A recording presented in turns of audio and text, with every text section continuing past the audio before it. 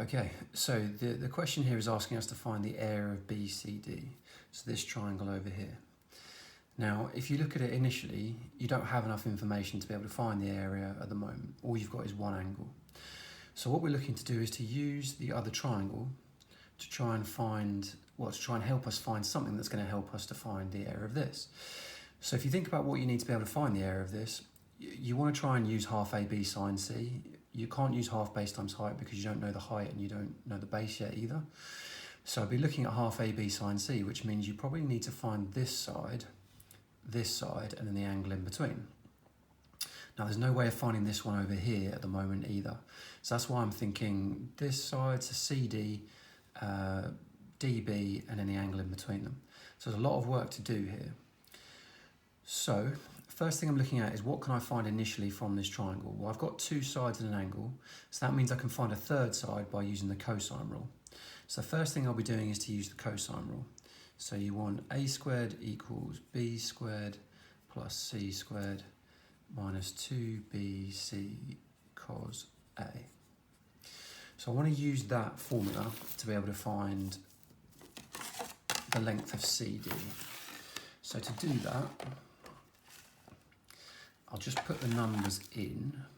So this is going to be my A here, B and C 3.8 and 4.9. So I'll say A squared equals 3.8 squared plus 4.9 squared minus 2 times 3.8 times 4.9 times cos of 80. So at that point, just get your calculator and just type that in. So we're looking for 3.8 squared plus 4.9 squared minus 2 times 3.8 times 4.9 times cos 80. So equals, so 31.98334. Now remember, we're looking to square root that answer.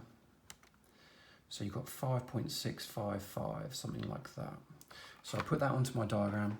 So we're looking at, over here, 5.655, something like that.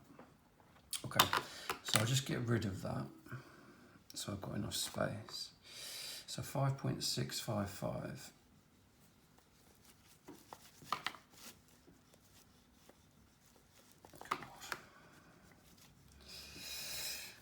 Okay, so now we've got that. I'm thinking how, because I've got that now, I was looking for this side, and the angle in between to be able to use half AB sine C. So I know that now. I'm going to look at potentially trying to work out this angle. But to do that, I need first of all to get this angle, because I know that these two angles are on 180 degrees on a straight line. So if I use this side and this angle, so they're opposite, and in this side and this angle, because they're opposite, I can use the sine rule. So I'm looking at that angle essentially now. So sine rule, if I want to find an angle, is this way up. So sine x over 4.9 is equal to 5.655, that number, no, that's the wrong way up.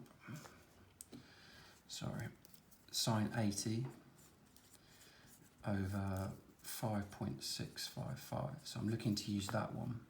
So rearranging that first of all gives me sine x equals sine 80 over 5.655 and then times by the 4.9. So again, I'll type that into my calculator. So I'm looking at sine 80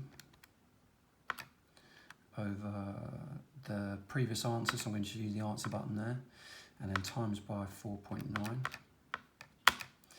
So that gets me 0.85326. Now, that's what sine x equals. So I need to do inverse of sine, so sine to the minus 1 of that answer to get me an angle there, which is 58.568, so 58.6, let's say. So this angle here is 58.6.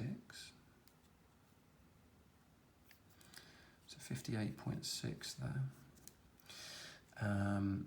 Sorry, that's really messy. So 58.6 degrees there.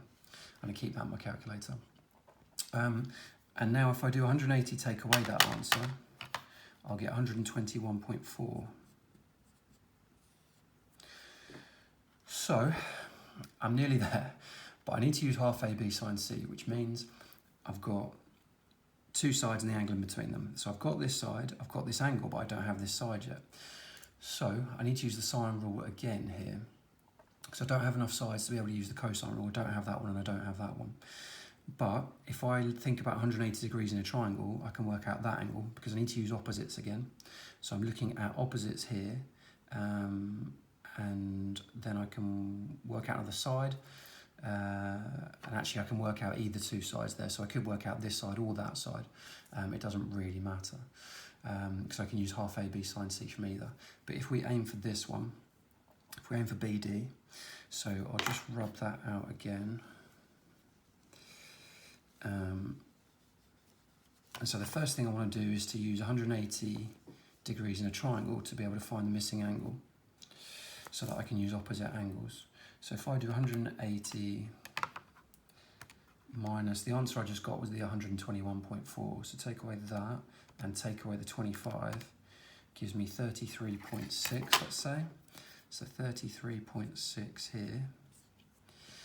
Okay, so now we're looking to use the sine rule again one more time to get us, as I say, either this side or this side. I'm going to go for this side. So when I'm looking for a side, I want the side on the top. So let's call that x. So I'm looking for x over sine 25 is the same as the 5.655 over sine 33.6. Rearranging that gets me x equals 5.655 over sine 33.6 times by the sine 25. Okay, so type that in my calculator. So 5.655 over sine of the angle I just had, times by sine 25, gets me 4.322. So that is 4.322.